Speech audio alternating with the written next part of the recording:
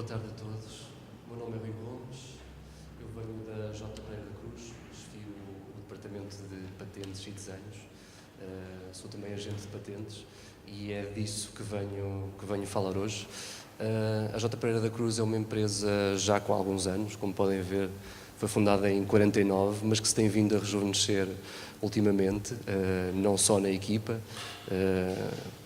mas também em novos locais. Nós estamos em Lisboa, estamos em Leiria, estamos aqui no Porto também. E nós dedicamos com exclusividade à propriedade intelectual, especificamente à propriedade industrial, que engloba patentes, marcas, desenhos. Eu vou falar um bocadinho sobre isso. É com muito gosto que estou aqui a falar hoje sobre a propriedade industrial, numa masterclass de um grupo onde há masterclasses sobre muitos assuntos importantes para a vida das empresas, e é bom que este seja um deles também. O resumo é realmente muito resumido. Vou falar um pouco sobre como obter dois tipos de direitos, principalmente, patentes e desenhos, e depois sobre como os utilizar. Portanto, aquela vertente estratégica de que fala o título. Considerando um produto como um telemóvel, neste caso é o primeiro iPhone de todos, ele inclui uma série de direitos de propriedade industrial. Não apenas um, mas vários. A marca Apple, que só pode ser usada por esta empresa, o produto iPhone, que é exclusivo para este telemóvel em específico, os toques também podem ser protegidos por marca, entre outros elementos que não estou aqui a enumerar. Por direito de autor, o software, portanto a peça de software em si que corre neste computador, também pode ser protegida, manuais, toques, imagens.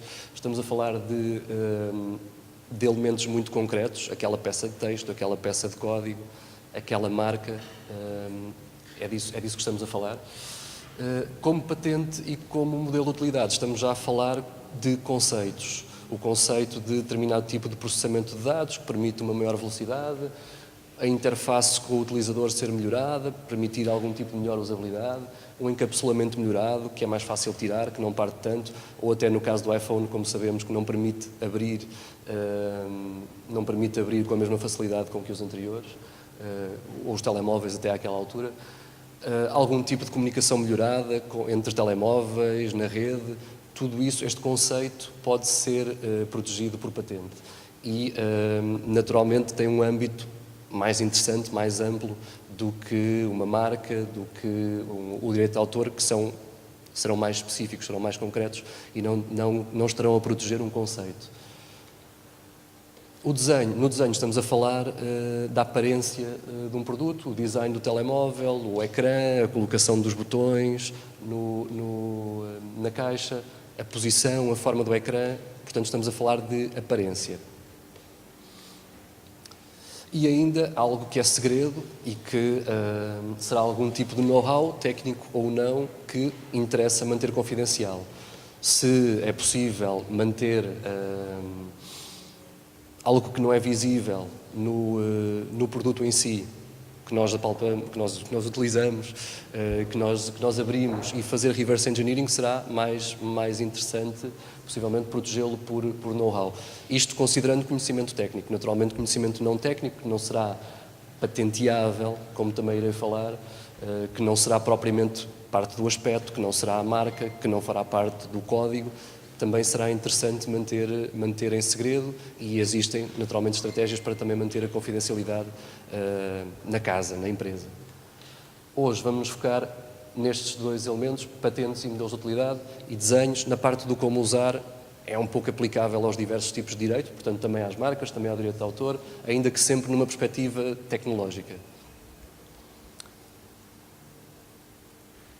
Qual é a ideia por trás das invenções associadas às patentes e também aos modelos de utilidade? Eu vou-me focar principalmente nas patentes. Os modelos de utilidade são similares, mas não existem em todo o mundo. A lei é menos homogénea através dos vários países e, por isso, eu estarei principalmente a falar sobre patentes. A ideia é que nós teremos de revelar a invenção. Um pedido de patente tem um texto que descreve uma solução tecnológica, o tal conceito. Ele vai ser publicado 1 ano e meio depois de ter sido apresentado. Por outro lado, nós ao divulgarmos, a ideia é que ao divulgarmos esse conceito, essa tecnologia, o Estado para o qual estamos a pedir essa proteção vai-nos dar um exclusivo. Portanto, até 20 anos, é esse o prazo habitualmente máximo para as patentes, até 20 anos nós teremos um exclusivo e poderemos controlar quem utiliza aquela tecnologia naquele país. É um acordo entre a sociedade e quem desenvolve. A ideia é que, ao divulgarmos uma tecnologia, ao desenvolvermos e divulgarmos, permitimos que haja progresso tecnológico. E a verdade é que, há alguma correlação, ainda que eu não tenha propriamente artigos científicos para o suportar, mas há alguma correlação entre uma maior utilização das patentes, inicialmente até mais nos Estados Unidos, no século XIX, e também o progresso tecnológico grande que acontece desde essa altura. A ideia principal e de base por trás de uma patente é de que eu vou ganhar este exclusivo, portanto posso impedir outro de utilizar, fabricar, comercializar, armazenar, entre uma série de outras atividades mais ou menos comerciais, eu posso impedi-lo de incorrer nessas atividades para aquela tecnologia que eu tenho protegida. Não significa que eu possa usar, porque o meu concorrente pode também ter patentes que me impeçam a mim, mas vai-me permitir controlar aquele pedaço de mercado correspondente à tecnologia que eu protegi. Este é o conceito de base por trás de uma patente, mas isso cria uma série de outras possibilidades. Vai-me permitir licenciar, portanto eu posso permitir alguém utilizar aquela tecnologia a troco de um royalty, posso vender, torna-se um ativo intangível da minha empresa, portanto, como eu posso licenciar, como eu posso vender esta tecnologia, este bem intangível tem um valor associado, posso oferecer como garantia, torna-se um ativo da empresa.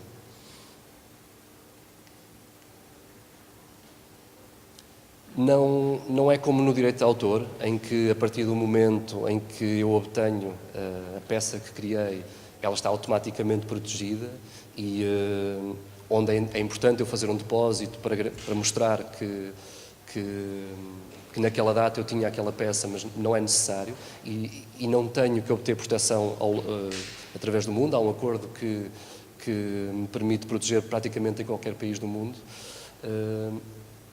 Portanto, no caso das patentes, eu tenho que ir ao nível do país de obter uma patente lá, para que tenha patente nesse país. Também vou tê-la durante um período limitado de até 20 anos. Significa isto que terá que haver um jogo muito maior de seleção dos países onde se quer ter proteção, quando é que os vamos escolher, e isto, logo nesta parte do como usar as patentes, ou como as obter, aliás, há muitas opções que se podem tomar, por exemplo, para atrasar a decisão de onde é que vamos obter proteção. Eu vou também falar um bocadinho sobre isso daqui a pouco.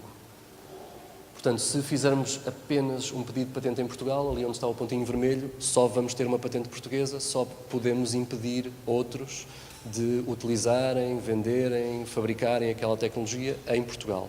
Em todos os restantes países, uma vez que nós não obtivemos patente lá e que divulgamos porque o nosso pedido de patente é publicado, vai, no fundo, aquela tecnologia ficar disponível para toda a gente, para nós e para qualquer concorrente. Uma invenção tem de ser técnica, portanto, temos que ter tecnologia envolvida. Pode ser um processo industrial, pode ser um objeto, pode ser uma aplicação de telemóvel ou algum tipo de firmware de telemóvel ou de outro tipo de computador. Pode ser inúmeras coisas, mas tem que ter uma base tecnológica. Pode ser uma composição farmacêutica, um químico. A invenção tem de ser técnica. Não pode ser puramente comercial ou puramente conceptual. Tem que ter alguma redução à prática.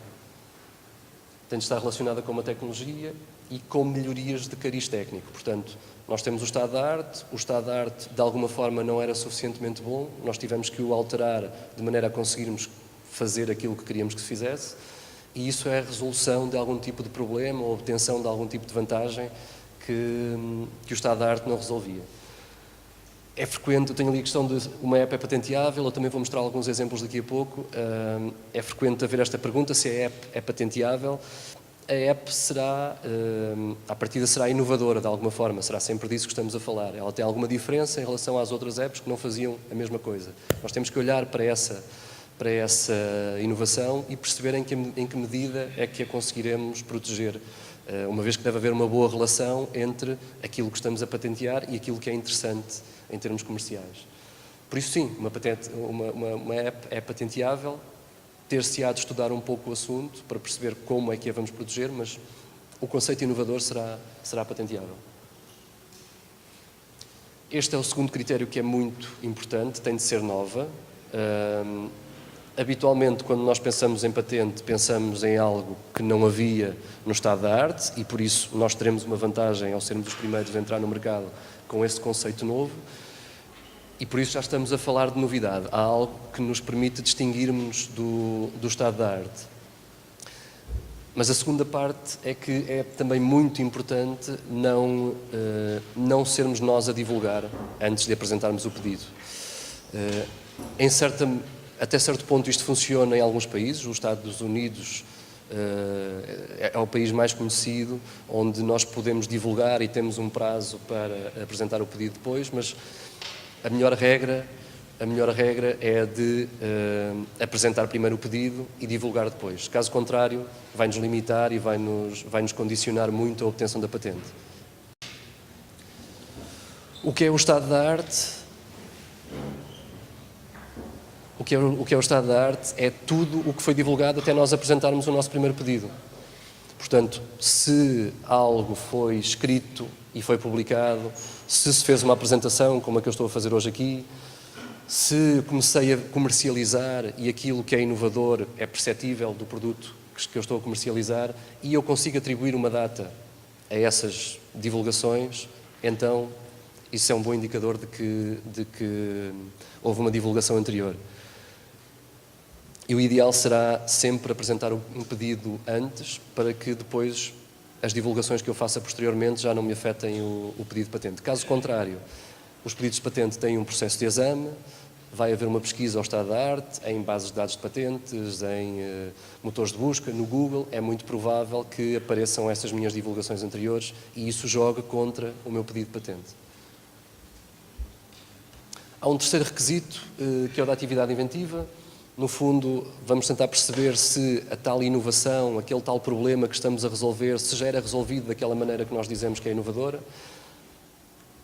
Para um inventor, para uma empresa inovadora, eu diria que este critério naturalmente é importante, mas deverá ser um agente de patentes a analisar essa questão, uma vez que tem bastante detalhe e não é tão simples explicá-la ou percepcioná-la. Se há novidade, se há interesse comercial, há também campo para alguém analisar como patentear. E esse é que é o objetivo. Como é que vamos patentear eficientemente esta solução que já sabemos que é nova e que tem um interesse comercial associado? Alguns exemplos associados a aplicações. A Waze, que se não me engano é uma empresa israelita, que foi comprada pela Google por volta de 2013 e que tem aquela aplicação que nós conhecemos para navegação. Eles têm várias patentes. Uma delas é um método para estimar a duração da busca por uma vaga de estacionamento.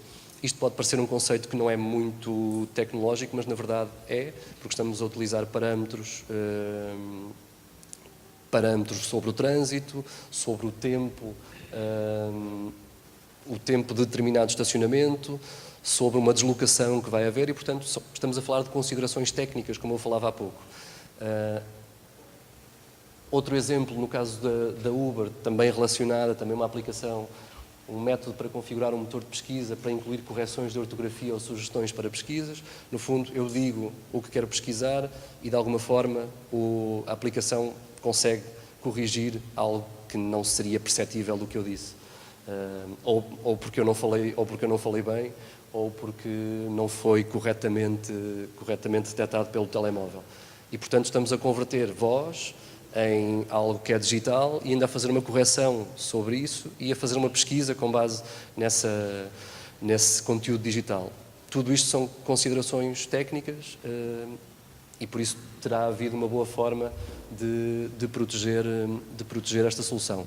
Aquelas datas são as datas em que a patente foi obtida, neste caso a patente europeia. A patente europeia é uma patente que é obtida através do Instituto da Patente Europeia, que tem critérios de exame bastante elevados e, por isso, se se conseguiu obter uma patente europeia, muito provavelmente conseguiu-se obter uma patente em qualquer outro sítio do mundo. No caso do Shazam, pode parecer uma coisa... Na verdade, até é uma coisa bastante interessante, como é que uma aplicação consegue tão rapidamente perceber qual é a música que está a tocar, e eles têm vindo a proteger esse tipo de solução. No fundo, as outras formas para identificar conteúdos de média desconhecidos não eram talvez tão eficientes, e eles têm desenvolvido essas soluções que existiam no estado da arte para esta solução específica, que é de identificar músicas. Aqui, para sair um bocadinho do âmbito das aplicações e para passar para algo mais concreto, não tem que ser uma aplicação, naturalmente. Um objeto é passível de ser patenteado, mesmo algo tão antigo quanto um cantil. Neste caso é um cantil que fecha através desta rosca, mas também tem esta possibilidade de abertura em cima. E então nós queremos ter a possibilidade de abrir facilmente, mas ainda assim, que quando ele está fechado, não perca a água por esta abertura de cima. Ainda assim mantenha a vedação. E foi isso que foi precisamente protegido. Esta Clean Canteen é uma empresa que é conhecida porque tem uma solução de... Bem, não só tem esta possibilidade de abrir em cima e ter um copo tipo Starbucks, desse género, mas também porque consegue ter um ótimo isolamento e então é conhecida nesta área. É daí que vem este exemplo. No caso deles, por acaso, ainda não conseguiram a patente, ainda estão à espera. Isto em relação a estes critérios de base. Portanto, critérios importantes, o de ser um conceito técnico, e tipicamente não é exclusivamente um conceito comercial. Segundo, novidade, tem que ser uma solução nova, tenho que ter cuidado para não divulgar antes de apresentar o pedido de patente. Há aquele terceiro critério, mas esse haverá uma forma de ultrapassar, haverá uma forma de ter uma estratégia. Como é que é o processo? Nós apresentamos tipicamente um primeiro pedido. Esse primeiro pedido, com muita frequência, é um pedido português, porque nos permite, com um investimento inicial relativamente baixo, porque as taxas oficiais são muito simpáticas, as taxas oficiais de um pedido português, com um investimento inicial relativamente baixo, iniciamos o processo. É uma fase, eu digo ali que é uma fase crucial do processo, porque, portanto, nós apresentamos esse pedido e depois podemos divulgar com maior facilidade. Mas esse primeiro pedido é só, neste caso, para Portugal. Nós vamos ainda querer ter proteção no estrangeiro. Essa proteção no estrangeiro ainda tem que ser apresentada. Se ela não tiver base no meu pedido português, não vou conseguir a data do pedido português para essa tal matéria que eu vou colocar mais tarde. Por isso, se o meu pedido inicial é descuidado, não fala bem da minha solução conforme eu queria, entretanto eu começo a divulgá-lo e a explicar como é incrível, e mais tarde vou pedir proteção no estrangeiro e aí já divulgo completamente a minha solução, essa divulgação completa não tem base no pedido português. E então a minha divulgação, entretanto, a comercialização, a presença em feira, o catálogo, o meu site, tudo isso joga contra certas partes do meu pedido para outros países. E por isso eu entendo que é muito importante começar bem e começar com um bom pedido logo desde a fase inicial. Vamos ter um ano para obter proteção fora de Portugal, mantendo a data do pedido português. Por isso eu aqui no mês 0 apresento o meu pedido português, aqui começo a divulgá-lo, a desenvolvê-lo comercialmente com mais intensidade e sem necessidade de tantos acordos de confidencialidade, para que aqui aos 12 meses possa fazer um investimento novamente e também tenha mais capital para poder investir nesse pedido de patente. É bom então que esta divulgação que eu faço aqui no meio não jogue contra o meu pedido posterior, o que acontece aqui aos 12 meses. Este é o caso de que eu estava a falar. Nós temos o tal first filing, que é um pedido português. Tipicamente tendemos, se o pedido não é devidamente feito, tendemos a divulgar a solução como todas as características que ela tem, a A, a B, a C, a D, a E, a F, e se calhar tantas outras, quando na verdade o que é inovador é só o A mais o B.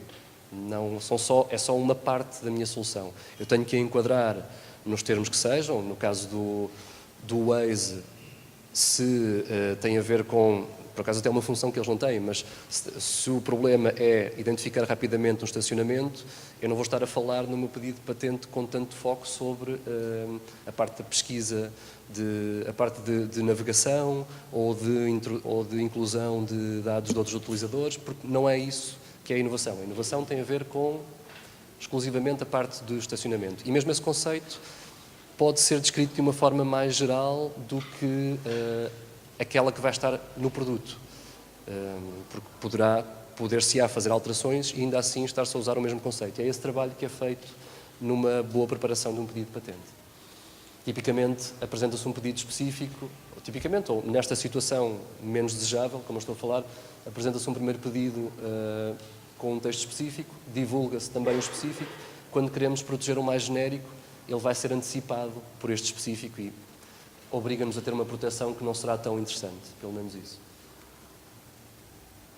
Que informação é relevante para um pedido de patente?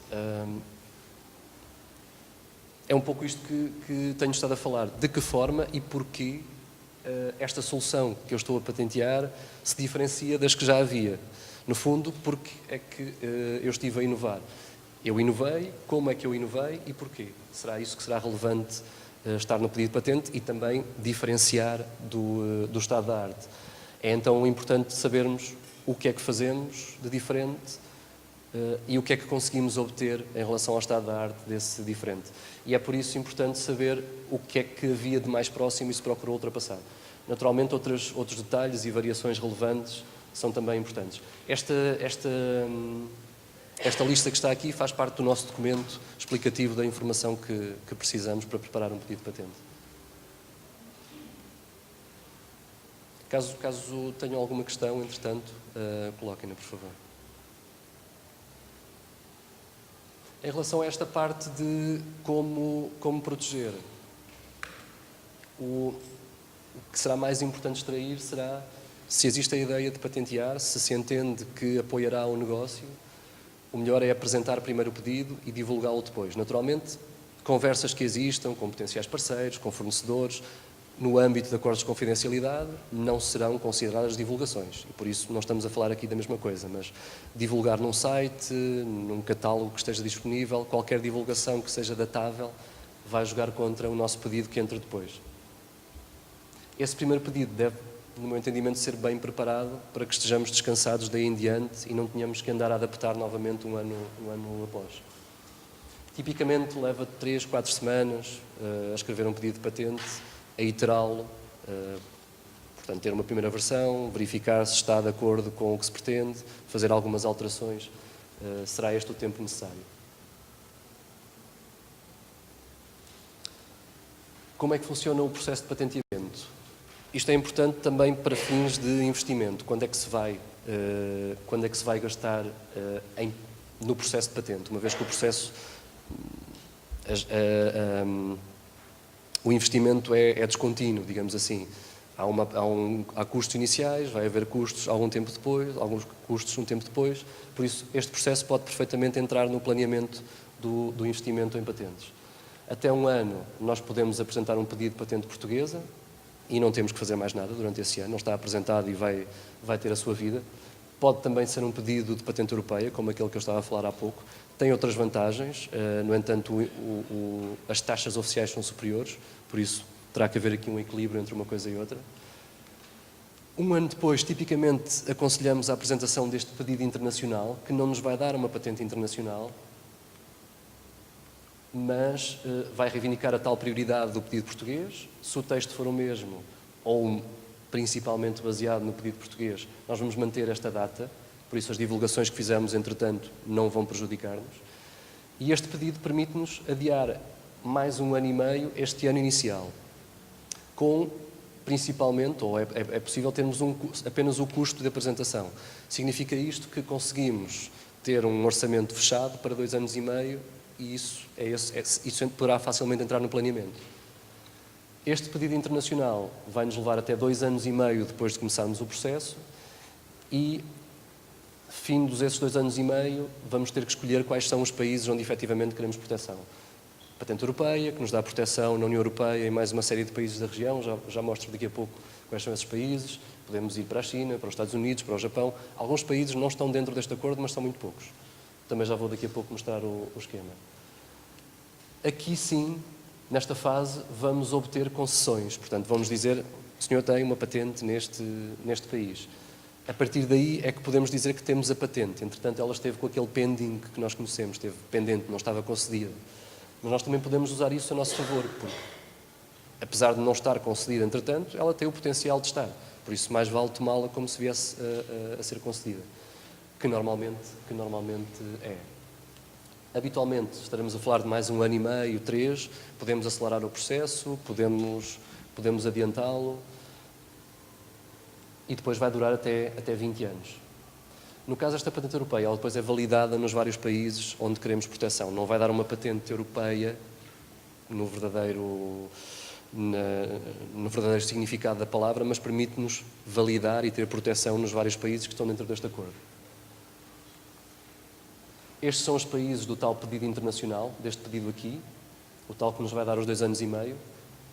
Ao fim dos 2 anos e meio, podemos ter proteção nestes países todos. Vê-se que há aqui alguns que podem ser interessantes e estão fora, mas são muito poucos, principalmente aqui alguns da América Latina.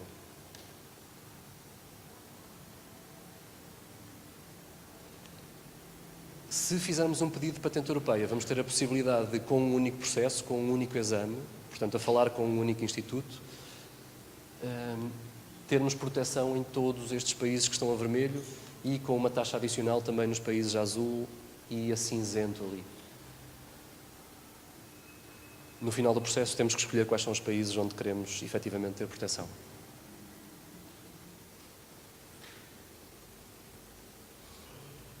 Aqui, apenas a indicação deste site. É um site que tem uma base de acesso, é um motor de busca para uma base de dados de patentes, de publicações de pedidos de patente. Portanto, o que aparece aqui pode ser um pedido que foi publicado, aquela tal publicação aos 18 meses, que eu falava há pouco, pode não ter sido concedido. Conseguir-se-á perceber isso, mas pelo menos vamos encontrar publicações, algo que alguém quis patentear. Não significa que está efetivamente patenteado. É muito útil para pesquisar o estado da arte, porque a descrição técnica está lá, portanto, é-nos muito bem explicado o que é a solução e também a data em que foi publicado. Por isso, para fins de estado da arte, é muito fácil perceber o que foi divulgado e quando. A interface depois pode ser mais simples ou mais complexa, mas é relativamente simples pesquisar. Chama-se SpaceNet. E isto é gerido pelo tal Instituto da Patente Europeia, que nos permite ter esta patente europeia, que faz este processo de exame. Uma vantagem, já agora, de seguir por esta via de pedido português, pedido internacional, pedido de patente europeia, é que teremos apenas um agente português, um agente que seja agente da patente europeia, como nós na J. Pereira da Cruz temos, poderá representar perante o INPI, por ser agente português, também perante este organismo internacional, por ser agente português, e perante a patente europeia, por ser agente da patente europeia. No caso da China, dos Estados Unidos, do Japão, terá de haver colegas locais que façam esta representação. Como nós fazemos, por exemplo, para empresas internacionais que queiram ter patentes europeias, podemos fazer esta representação como agentes perante este Instituto. E é esse Instituto também que gera esta base de dados, que é a maior grátis que existe. Isto em relação às patentes. Portanto, sabemos quais são os principais requisitos, sabemos como iniciar o processo e como, de uma forma relativamente simples, ter 2 anos e meio de processo e com valores facilmente planeáveis, facilmente perceptíveis. Quando entramos nas tais fases nacionais, os custos vão se multiplicar pelos diversos países, cada país terá os seus valores associados. No caso dos desenhos, eu não vou entrar em tanto detalhe porque o processo é relativamente similar. Neste caso é um produto que não teve grande sucesso, que era o Google Glass, uma versão inicial. Aqui não estamos a falar do que o Google Glass faz, mas qual é o aspecto dele. Há aqui alguns elementos que estão a ser reivindicados, digamos assim, que fazem parte da proteção, que são estes elementos a cheio. O que está atracejado está excluído, é apenas exemplificativo.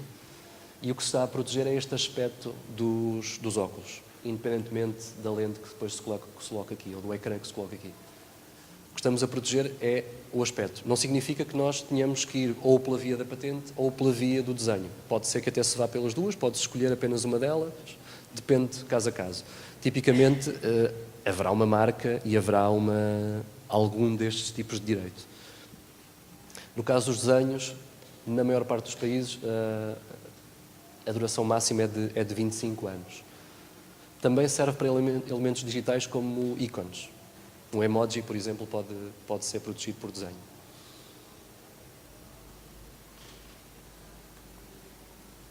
Também aqui temos a via de pedir país a país, de fazer um pedido comunitário que nos dá proteção em toda a União Europeia. Há aqui um aspecto interessante que é o de, sem fazermos o pedido comunitário, apenas com uma divulgação que alcança a União Europeia, nós temos este desenho comunitário não registado. Não tem qualquer custo, é do tipo do direito de autor. Há uma publicação que nos diz em que data aquela pessoa tinha aquele direito e dá alguma proteção, ainda que seja muito mais... não é tão suscetível a alterações. Isto é, um concorrente que faça algumas pequenas alterações ao meu desenho terá maior facilidade de escapar a um desenho não registado do que a um registado onde a análise é diferente. Há ainda o pedido de desenho internacional, não cobre tantos países quanto aquele que vimos há pouco, mas é similar. Aqui estamos a proteger o aspecto.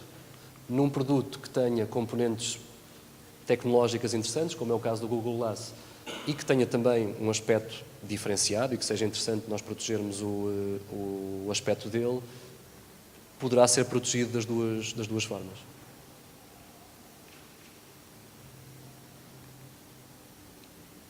Portanto, isto em termos de o que é que estes direitos protegem, como é que nós podemos obtê-los. Podíamos ter começado aqui, como é que os podemos usar, mas algumas das coisas que eu falei são também importantes para esta parte de como os usar. Aqui alguma estruturação dos bens intangíveis, portanto não físicos da empresa. Estaremos a falar de capital intelectual, não tão tangível, digamos assim, mais intangível ainda, como relações negociais, o branding, a reputação, contratos. Estaremos a falar de algo mais amplo, um pouco mais tangível, bens de cariz intelectual como o know-how, como processos internos, como eles estão definidos, informação de mercado. Isso será mais tangível, uma vez que tem uma representação mais física, digamos assim, do que algo como a reputação da empresa, que também é bastante importante. Algo ainda mais tangível será a propriedade intelectual, porque temos um direito associado, temos um âmbito associado, conseguimos perceber o que é que estamos a proteger, o que é que conseguimos fazer com aquele direito, de que forma conseguimos impedir um terceiro de o utilizar e, portanto, ocupará aqui um espaço mais tangível dentro desta estruturação que se tentou fazer aqui dos bens intangíveis da empresa. Patentes, marcas, desenhos, direitos de autor, segredos comerciais enquadrar-se-ão aqui também. A ideia será obter estes direitos, não exclusivamente porque se tem uma solução inovadora, mas porque se tem uma estratégia para essa solução inovadora, que será algum tipo de estratégia comercial, uma estratégia de negócio ou de atividade, no caso de não haver um negócio, no caso de uma universidade, por exemplo, pode não ser propriamente um negócio que venha a ser realizado, mas é interessante haver aqui mais um eixo para os direitos de propriedade industrial e como é que eles vão suportar esta investigação e desenvolvimento que se fez e a tal estratégia de negócio ou de atividade, para que possamos passar da posição atual à posição pretendida, que é o que se faz habitualmente quando se planeia a estratégia para um negócio. A ideia é que estes direitos de propriedade industrial, DPI, é isso que significa, a ideia é que eles suportem, seja mais uma forma de suportar e de apoiar o podermos alcançar esses objetivos de negócio.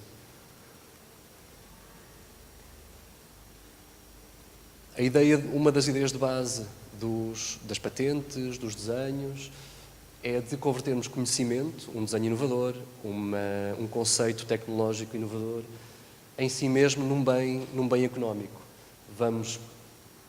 Esta é a via mais tradicional, mais clássica, também interessante, mas onde a exploração vai ser feita exclusivamente por nós e mais ninguém a pode usar. Se alguém a quiser usar, vai receber uma carta em como está a infringir, ainda que seja um pouco limitada, porque, no fundo, o mercado que estamos a explorar é apenas aquele que conseguimos alcançar. Mas, na verdade, esta exploração, este princípio de base de podermos impedir outros de utilizar a tecnologia, cria-nos uma série de outras possibilidades. Podemos licenciar, podemos permitir que outros utilizem a tecnologia, podemos vender, e então aí no fundo é apenas um negócio onde transmitimos o direito. Vai valorizar a entidade detentora, porque se podemos licenciar, se podemos vender, é porque tem um valor associado e esse valor pode ser medido de uma forma relativamente fiável, pode servir como garantia. Estes princípios ou estas utilizações do direito serão as mais clássicas, digamos assim, mas, por outro lado, vai ter outros efeitos, como obtermos liberdade para operar em determinada área. O que é que isso significa?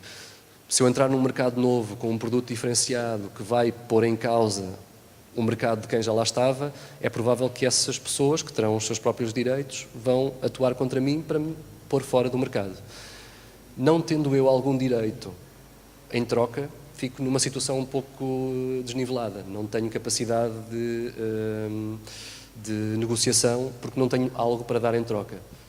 Ao ter um direito para essa minha solução inovadora, eu posso dizer, ok, eu não posso estar no mercado porque havia direitos anteriores que me impediam a mim e o meu produto não é exclusivamente o que está na patente, é um conjunto de elementos tecnológicos, mas como tenho uma patente para isto que eu desenvolvi, posso dá-la em troca e então eu posso estar no mercado e esse concorrente pode também usar a tal solução que eu desenvolvi. E isso traz-me liberdade para operar, porque estou a ampliar a possibilidade de estar naquele mercado. Outra possibilidade é também não é algo que eu desenvolvi, mas eu comprar um direito que talvez nem esteja a ser usado por quem o tem e por aí eu poder ter essa capacidade de negociação com terceiros. Há quem faça isto de uma forma menos adequada, digamos assim. São aquelas entidades que nós sabemos que não estão propriamente no mercado, mas que compram direitos e andam exclusivamente a atacar terceiros para os impedirem ou pelo menos para lhes conseguirem obter indemnizações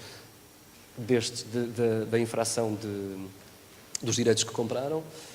Não é disso que estamos a falar, será de criar essa maior possibilidade de liberdade para operar, ter essa capacidade de negociação.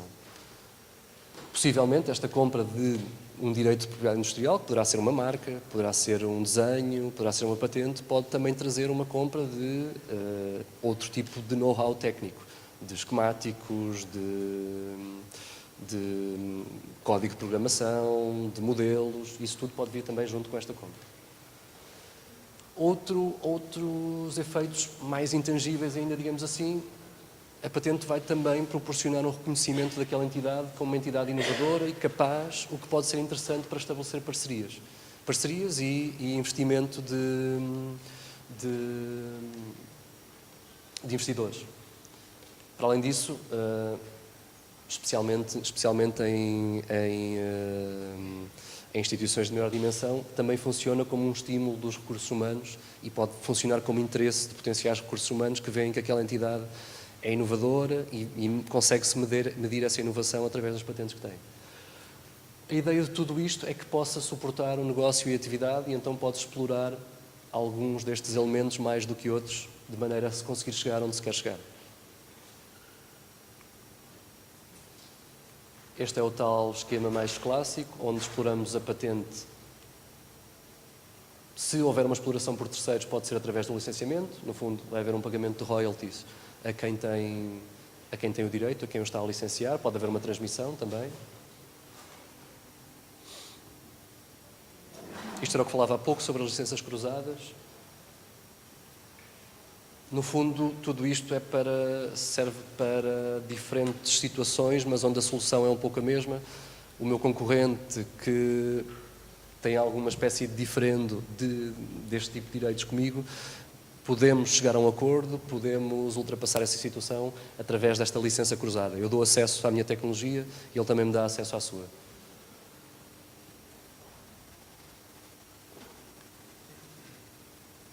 Tipicamente acontece isto: eu tenho uma patente que tem um certo âmbito, um terceiro tem uma patente que tem um certo âmbito também, isto em volta é o mercado, isto é uma representação gráfica, obviamente.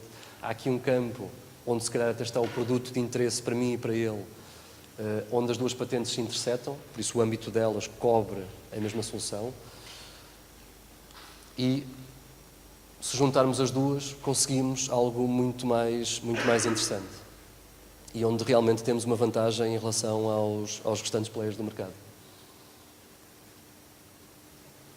Algumas questões que podem ser importantes e que estão relacionadas com patentes, desenhos, também marcas.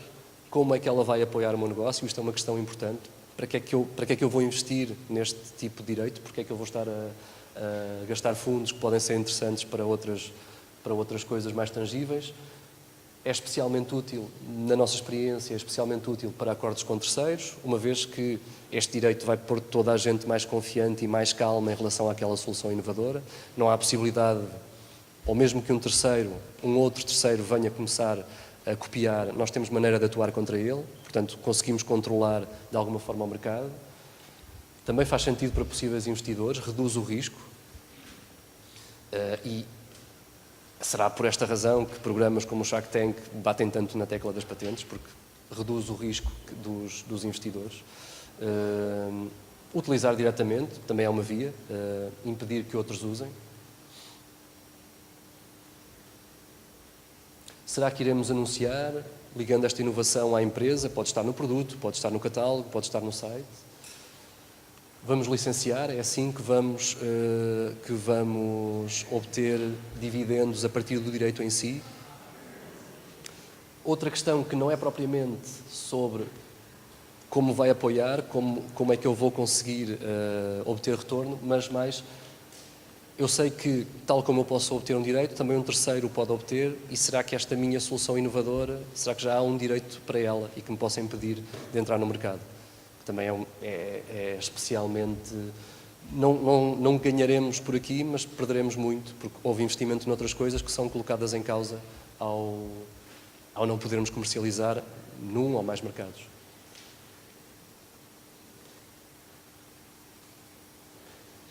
Alguns elementos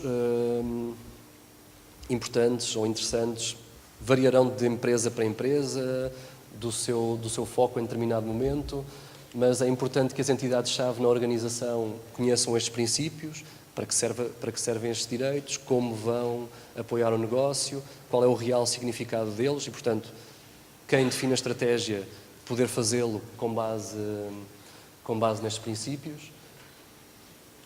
O conhecimento do estado da arte e da atividade de terceiros, um mercado onde haja mais patentes, onde os concorrentes são mais ativos, é mais provável que me venham atacar e impedir-me do que num onde não seja tão comum.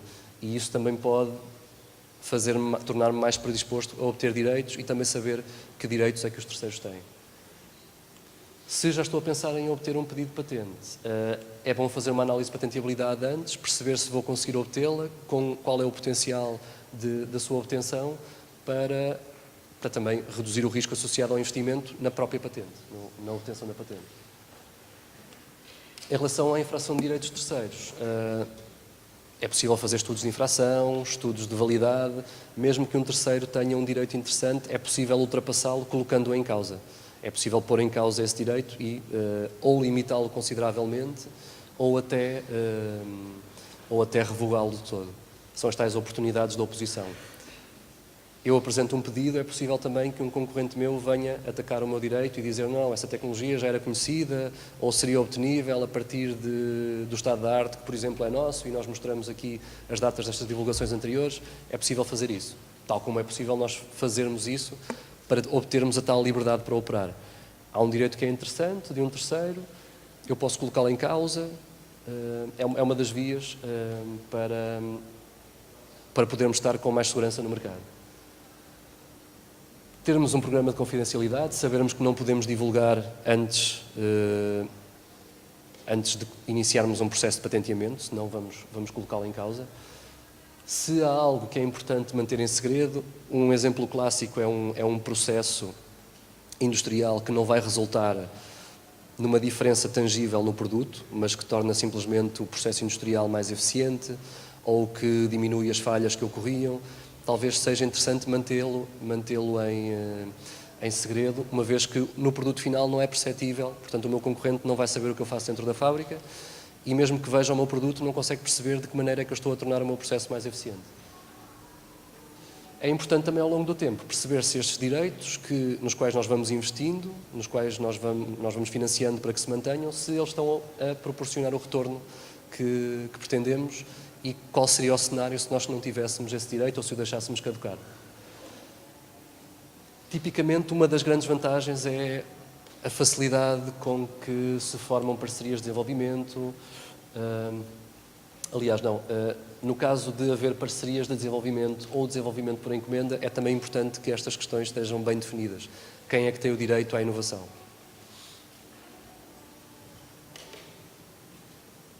Liberdade para operar, também já falei sobre isso. Liberdade para operar significa perceber se existirão direitos, sejam eles marcas, desenhos, patentes, que me impeçam de fabricar e, principalmente, comercializar aquele produto que eu quero comercializar.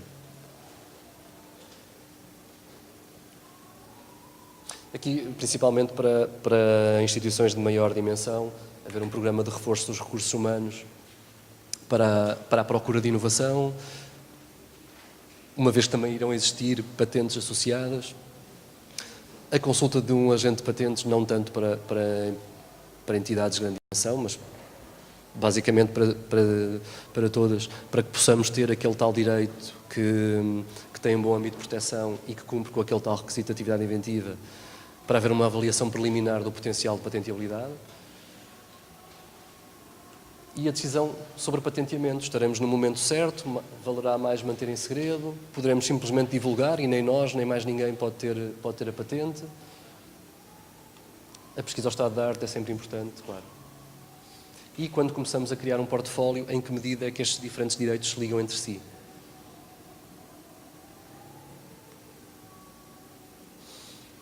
Portanto, eram estes os principais elementos de estratégia de que vos queria falar.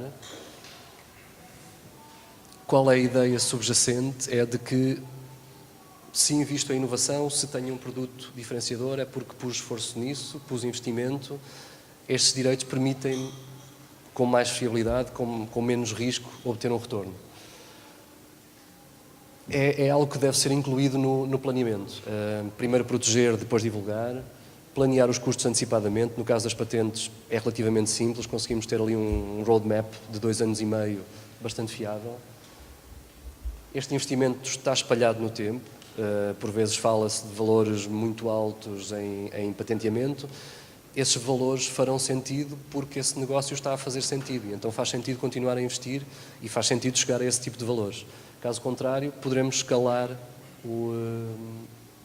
podemos escalonar o investimento também ao retorno que estamos a conseguir daquele negócio.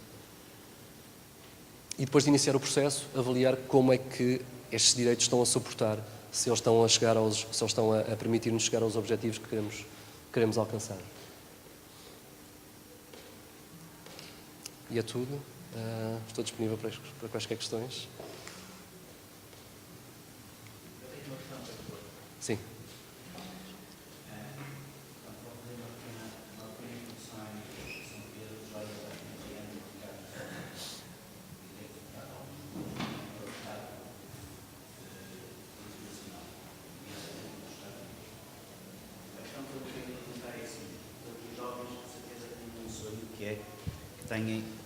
Estão aqui jovens presentes neste espaço que de certeza têm um sonho e um dia ter uma patente de um conceito. A minha empresa eu desenho joias e não estou ligado às tecnologias, estou sim para apenas divulgar o produto, mas quando se executa uma joia, a nossa preocupação é que seja o mais rápido possível que a patente nos apareça nas nossas mãos. Porque a força quando se cria uma peça, estar à espera ano e meio para fazer a projeção nacional, há uma quebra da força. E, por aquilo que eu me apercebo, pelas empresas internacionais, têm uma agressividade louca quando apresentam um produto. Eu acho que nós aqui em Portugal, ano e meio à espera de que nos deem uma resposta se aquele projeto poderá andar para a frente ou não, por mais que se queira, a informação passa para terceiros. E a agressividade no estrangeiro é violentíssima. E eu falo por mim, que já criei linhas de joias, que foi severamente copiado. Lancei uma coleção que tem... Eu não estou aqui a fazer publicidade. Lancei uma coleção que tinha a ver com o tributo à Amália. Um ano depois recebi uma carta da ONU a dizer para eu retirar os meus produtos no mercado, que a ideia era a autora deles. E eles continuaram a vender em aço e eu vendia em prata. O que é que eu tive que fazer? Recuar. E a questão que eu queria pôr é o seguinte: o que é que depois nos garante, qual é a entidade oficial que nos vai garantir que aquela ideia que é nossa vai ficar defendida? Porque eu não vendo joias, eu vendo neurónios, eu tenho ideias, eu vendo conceitos.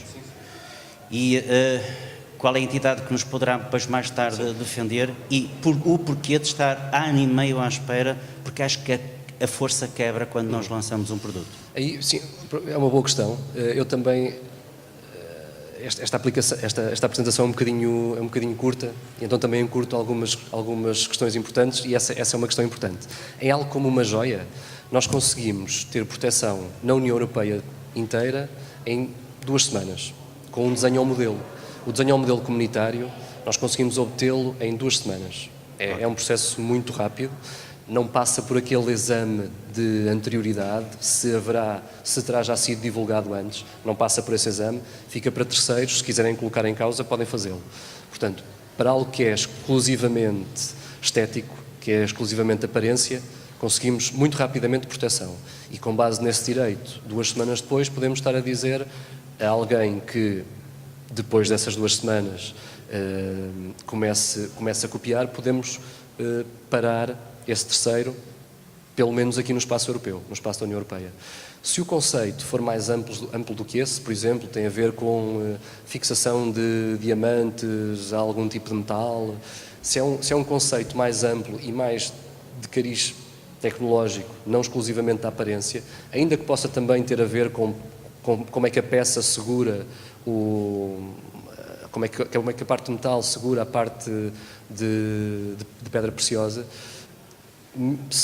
mesmo que se forem considerações técnicas, nós conseguimos obter a patente, que vai levar mais tempo.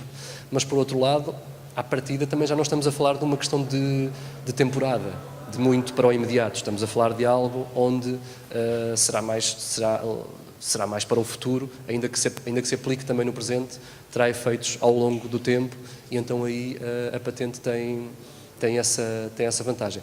Estes tempos que nós apresentámos aqui, ou que eu apresentei aqui, temos a possibilidade de os antecipar. Ok. Mas a antecipação destes prazos tipicamente também significa a antecipação dos custos. E o que nós vemos é que habitualmente estes prazos dão jeito, são úteis, porque podemos repartir o investimento ao longo do tempo. Para algo que é aparência, conseguimos com o desenho muito rapidamente ter proteção. Pois, que é isso que eu pretendo futuramente. Sim. É realmente patentear ou pelo menos defender as criações que eu tenho feito ultimamente. Porque nós temos um caso nacional que acho que as pessoas não se devem ter percebido ainda. Há uma grande marca internacional que está a vender um conceito que acho que foi absorvido pela nossa própria história portuguesa, que é o caso de uma grande marca que se chama a Pandora. A Pandora está a vender aquelas peças que são peças que são independentes e que nós podemos fazer um conceito de uma pulseira. Nós já temos isso na área da ourivesaria nas contas de Viana. Percebe esta ideia? Portanto, sim, nós portugueses somos bons a criar, só que depois temos que ter sempre organismos que nos defendam as nossas ideias. A Pandora, por exemplo, conseguirá proteger por patente o fecho, aqueles bloqueadores, mas também o método... O conceito é português. Pronto, mas o conceito em si talvez até tenha sido patenteável há muitos anos, mas, O conceito é mas já não seria há algum tempo. A ideia de colocar contas, não é? As contas de Viana Também é será português. isso? Será colocar contas numa... O conceito é português, percebe? Pronto. O que a Pandora ou outros conseguirão proteger também é aquelas pecinhas e a própria pulseira por desenho, o aspecto. É sim. só isto que eu estou a tentar explicar, que às vezes Sim. nós temos as nossas ideias, porque Não, nós é verdade. portugueses somos muito bons, É verdade, somos sim. muito bons, mas depois temos que saber defender Não, as nossas ideias. Isso é uma boa perspectiva, porque a patente, o desenho também tem a ser feito. Mostra que fomos os primeiros a conseguir obter aquela solução, e isso também é algo que pode apoiar o negócio. Ok, obrigado. Então. Obrigado. Sim, tinha-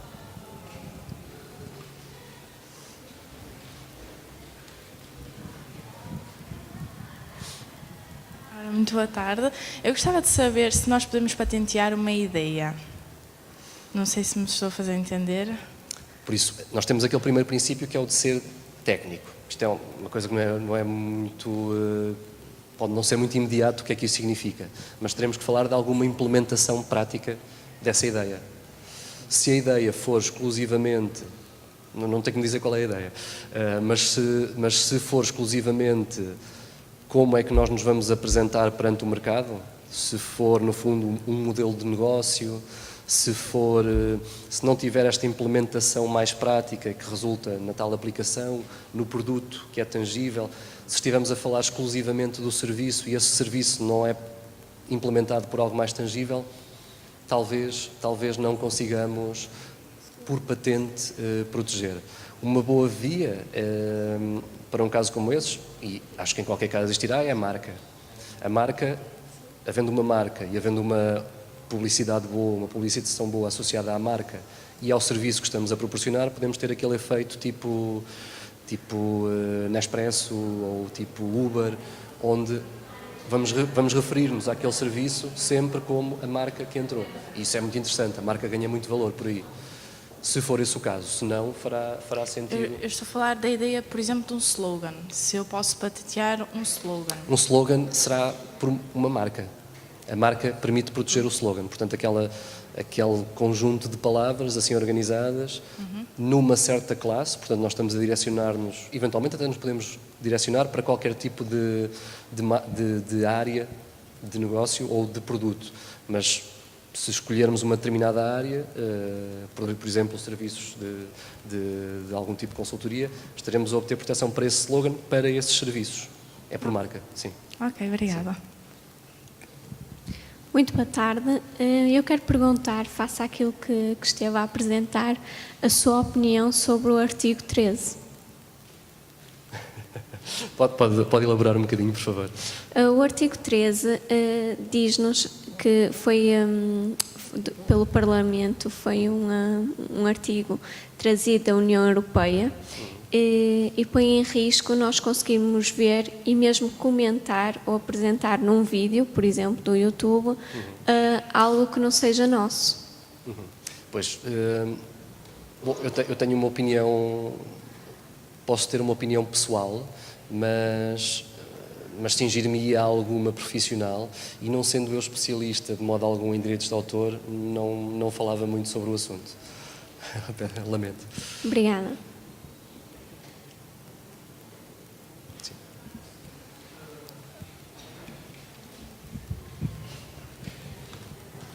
Dia-vos só, quando puderem. Está bem? Ok, obrigado. Quero perguntar primeiro, que a senhora está... Ok. A minha dúvida era, as patentes têm algum tipo como é que eu ia dizer, de data, de período?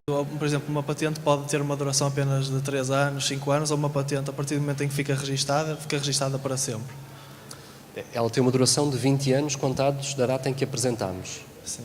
Portanto, apresentamos e contados dessa data vamos ter 20 anos. No dia seguinte caduca.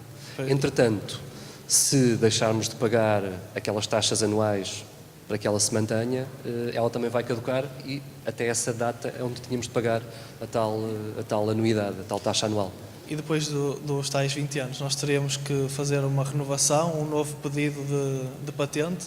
Aí perdemos o direito, aí fica disponível para toda a gente. Essa tecnologia que estava lá protegida fica disponível para toda a gente. É essa a ideia por trás da patente.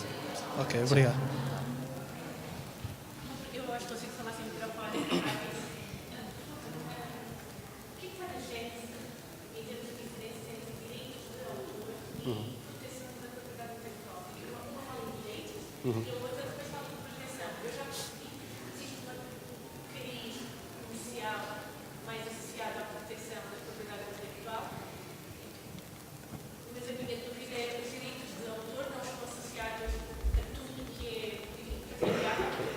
Não. Por isso, o direito de autor é muito mais concreto.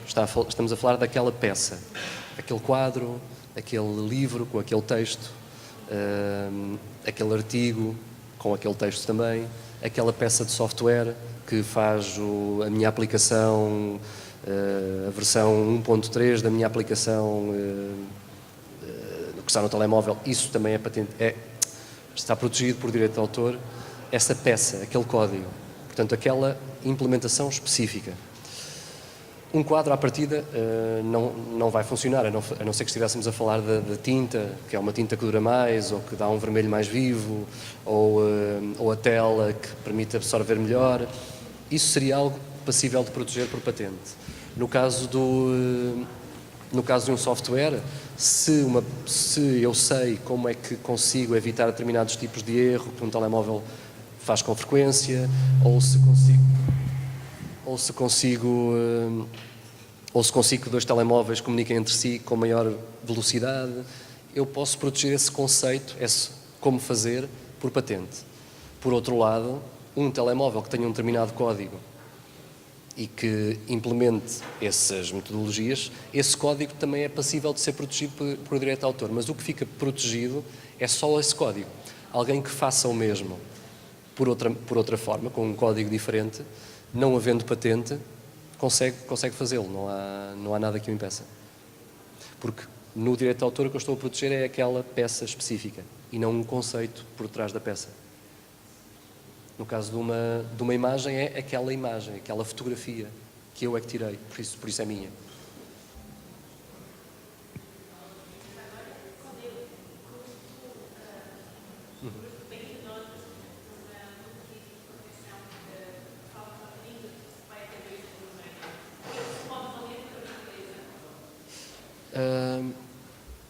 Nesse pedido até 2 anos e meio estaríamos a falar de... Portanto, vai envolver taxas oficiais, vai envolver traduções também. Algo na casa... Não é muito... Varia de caso para caso. Mas algo na casa dos 5.000 euros, por aí, para 2 anos e meio. Um investimento de 2 anos e meio. Este pedido, portanto, é um pedido que nos permite ir praticamente para todo o mundo, mas nós ainda não escolhemos os países. Nós fazemos um pedido que diz assim: durante 2 anos e meio eu tenho o potencial de ir para estes países todos. Sim. Isto é um valor assim um pouco... não quer dizer que não se consiga ir abaixo, não quer dizer que não possa ir também bastante acima. Varia de caso para caso. No fundo, pode-se patentear algo tão simples como um objeto do dia-a-dia, como um método de telecomunicações mais complexo. Por isso, varia muito. O que é a atitude... Temos de terminar? Sim. Sim. Tem razão. Sim. Sim. Precisava que um grupo de jovens um bocadinho mais fora de horas. De qualquer maneira, já para qualquer questão que possam precisar de acompanhamento a nível de propriedade intelectual. Último slide. Com certeza que Sim. estejam à disposição, não é? Esteja à vontade, é isto que eu queria dizer. Esta é a nossa atitude, eu penso que a maior parte dos agentes do mercado estão assim, mas a nossa atitude da J. Pereira da Cruz é: nós estamos disponíveis para uma primeira conversa, sem compromisso, falamos sobre as nossas ideias e delineamos a melhor estratégia. Sim, tá. Muito obrigado.